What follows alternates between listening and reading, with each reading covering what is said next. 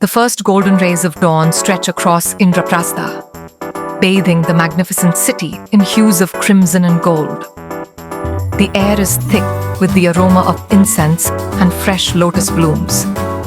From the tallest towers of the Maya Sabha, celestial flags flutter, signifying the auspicious beginning of the Rajasuya Yagna.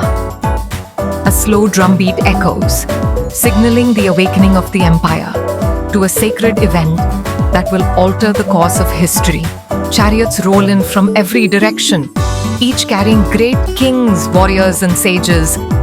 They arrive in the royal splendor, garments embroidered with gold, crowns adorned with radiant gems.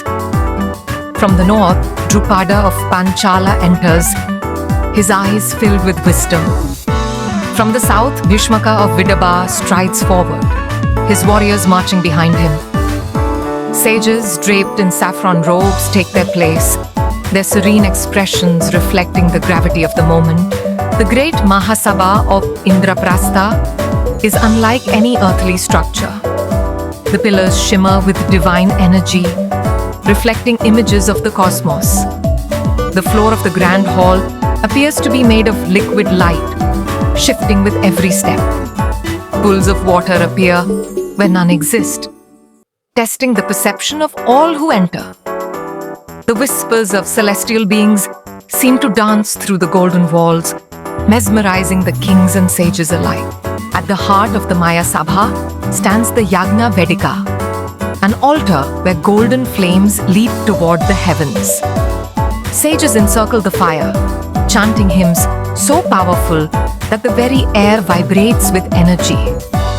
Ghee, sandalwood, and rare celestial herbs are poured into the fire, sending spirals of fragrant smoke into the ether. Draped in pristine white robes, Yudhishthira, the embodiment of Dharma, steps forward. His eyes are steady, reflecting wisdom beyond his years. He carries a sacred ladle filled with offerings, his fingers trembling slightly with reverence. He knows that this moment is greater than himself. It is the beginning of a new order. Standing slightly apart, Krishna, the divine strategist, watches with serene detachment. His eyes glisten with knowing wisdom, for he sees the threads of fate being woven. The faintest of smiles graces his lips. This moment is both a triumph and an omen of things to come. The sacred Rig Veda. Mantras rise in unison, filling the great hall with their divine resonance. The energy shifts, the very air pulsates with an unseen force. The hymns, chanted in perfect harmony, are woven into the cosmic fabric, calling upon the blessings of the divine realms. As Yudhishthira places the offering into the flames, a divine boom reverberates through the heavens.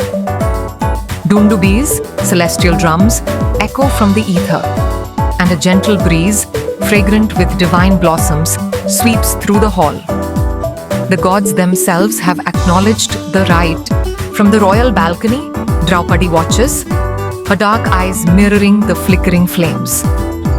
She stands as a pillar of strength beside the Pandavas, a queen whose destiny is bound to the throne of Indraprastha. The firelight reflects in her gaze, foreshadowing a future both glorious and turbulent. As the celestial echoes fade, the kings exchange glances. Some are filled with admiration, acknowledging Yudhishthira's righteousness, while others are unable to conceal their envy. Duryodhana, clad in royal splendor, grips the golden armrest of his seat tighter, his knuckles turning white. His heart burns, not with reverence, but with resentment. How has Yudhishthira become the emperor while he, the prince of Hastinapura, remains overshadowed?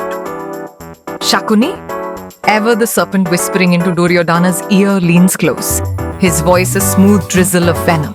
Shakuni's voice is low but sharp. "Look at them," he murmurs, his eyes flicking to the Pandavas standing triumphantly. They bask in celestial favor while you sit in their shadow. Your father is the king, yet they rule. Do you not deserve this throne?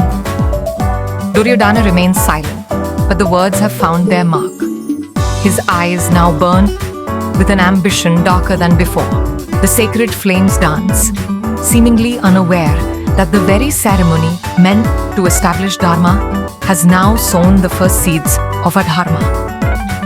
The air within the Maya Sabha shifts. The presence of unseen forces now lurks among the mortal assembly. Somewhere in the vastness of the cosmos, the wheels of destiny creak forward, setting events into motion that no being, not even Krishna, will halt. As the ceremony concludes, the illusionary wonders of the Maya Sabha begin to play tricks on the guests. Duryodhana, deep in thought, absent-mindedly steps onto what he believes to be solid ground, only to fall straight into an invisible pool of water. Gasps ripple through the hall as courtiers stifle laughter. Krishna's gaze lingers on Duryodhana, unreadable yet piercing. His divine smile remains, but beneath it lies the knowledge that this humiliation will not be forgotten. From the royal balcony, Draupadi, her voice rich with amusement, lets out a spontaneous laugh. A blind man's son is also blind, she quips, the words slipping before she can catch them. A hush falls over the hall. Duryodhana freezes. His pride, already wounded, now erupts into a storm of rage. His gaze locks onto Draupadi, and in that moment, an unspoken vow is made. A vow of vengeance, one that will culminate in a game of dice, a court of humiliation, and ultimately a war that will consume the world. Krishna, ever the orchestrator of destiny, watches in silence.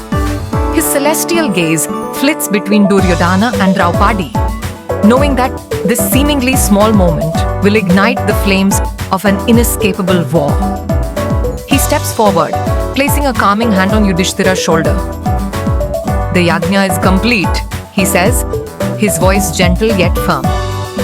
But beneath his composed exterior, the unfolding threads of fate weave toward Kurukshetra. The gathering of kings disperses, their faces unreadable. Some return home content with their allegiances, while others leave with ambitions newly ignited. The grand Maya Sabha, which had once been filled with celestial grandeur, now stands eerily quiet. The echoes of mantras still hang in the air, but so does the lingering unease of what has been set into motion. As the Pandavas celebrate their triumph, the sky over Indraprastha begins to darken, an ominous storm forming on the horizon. Nature itself seems to whisper a warning of the trials ahead. A distant roll of thunder echoes across the land, as if the gods themselves acknowledge the shifting balance of fate. As Krishna prepares to leave, he gives one final blessing to Yudhishthira, but his words are laced with subtle caution.